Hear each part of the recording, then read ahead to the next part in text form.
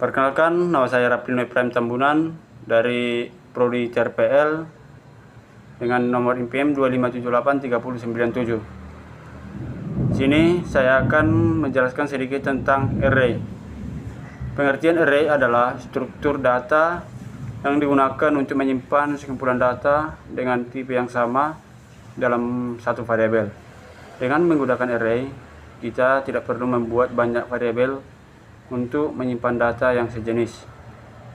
Sebagai contoh, jika kita ingin menyimpan 20 nilai siswa, tanpa array kita harus membuat 20 variabel berbeda. Hal ini tentu tidak efisien. Dengan array, kita cukup menggunakan satu variabel saja untuk menampung semua data tersebut. Fungsi dan tujuan pengguna array. Array digunakan untuk yang pertama, menyimpan data dalam satu tempat. Kedua, menghemat penulisan kode. Ketiga, mempermudah pengolahan data. Keempat, membantu dalam proses penghitungan atau manipulasi data. Array sangat penting dalam pemrograman karena hampir semua aplikasi membutuhkan pengelolaan data dalam jumlah banyak. Konsep data array. Dalam array terdapat yang disebut dengan indeks, yaitu posisi dari setiap data. Hal-hal penting yang harus dipahami. Yang pertama, indeks dimulai dari 0. Pada pertama berada di indeks 0, data terakhir berada di indeks jumlah data -1. Contoh, jika ada 5 data, maka indeksnya adalah 0, 1, 2, 3, 4.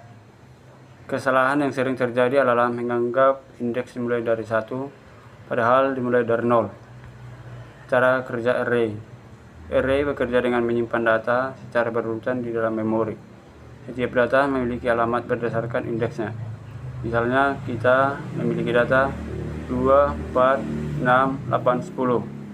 Maka penyimpanannya indeks 0 sama dengan 2, indeks 1, 4, indeks 2, 6, indeks 3, 8, indeks 4, 10.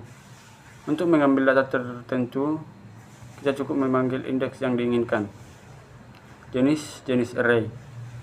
Array yang hanya memiliki satu baris data digunakan untuk data sederhana seperti daftar nilai. Contoh pengguna yaitu nilai uji siswa. Yang kedua, data suhu harian. Yang kedua, array 2 dimensi. Array yang memiliki baris dan kolom seperti tabel. Contoh, data nilai siswa dalam beberapa mata pelajaran. Yang kedua, matriks dalam matematika. Yang ketiga, array multidimensi. Array dengan lebih dari 2 dimensi biasanya digunakan dalam aplikasi yang lebih kompleks seperti grafik atau data 3D. Operasi dasar pada array. Beberapa operasi penting dalam array. Mengisi array. Yang kedua, mengakses array. Yang ketiga, mengubah data. Yang keempat, menampilkan data. Kelima, menghitung data. Hubungan array dengan perulangan. Array hampir selalu digunakan bersama perulangan seperti for dan while. Karena yang pertama, perulangan memudahkan akses ke semua elemen array. Yang kedua, tidak perlu mengambil data satu persatu secara manual. Kelebihan array. Yang pertama, praktis untuk menyimpan banyak data. Yang kedua, struktur sederhana dan mudah dipahami. Yang ketiga, akses data sangat cepat atau langsung melalui indeks. Yang keempat, mengurangi penggunaan variabel.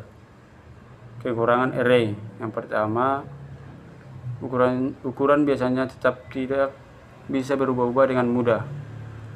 Yang kedua, hanya bisa menyimpan satu tipe data. Yang ketiga, kurang fleksibel jika sering menambah atau menghapus data. Contoh penerapan dalam hidup. Array bisa dialogikan sebagai locker, yaitu sebagai locker punya nomor indeks. Kursi bioskop, yaitu seperti kursi punya posisi. Yang ketiga, rak buku. Setiap buku tersusun berurutan. Kesalahan umum saat menggunakan array. Yang pertama, salah menentukan indeks. Yang kedua, lupa bahwa indeks dimulai dari 0. Yang ketiga, mengakses data yang belum diisi. Yang keempat, ukuran array terlalu kecil atau terlalu besar. Kesimpulan, array adalah salah satu struktur data dasar yang sangat penting dalam pemrograman. Dengan array, kita bisa menyimpan dan mengelola banyak data dengan lebih efisien dan terorganisir. Sekian dari saya, terima kasih.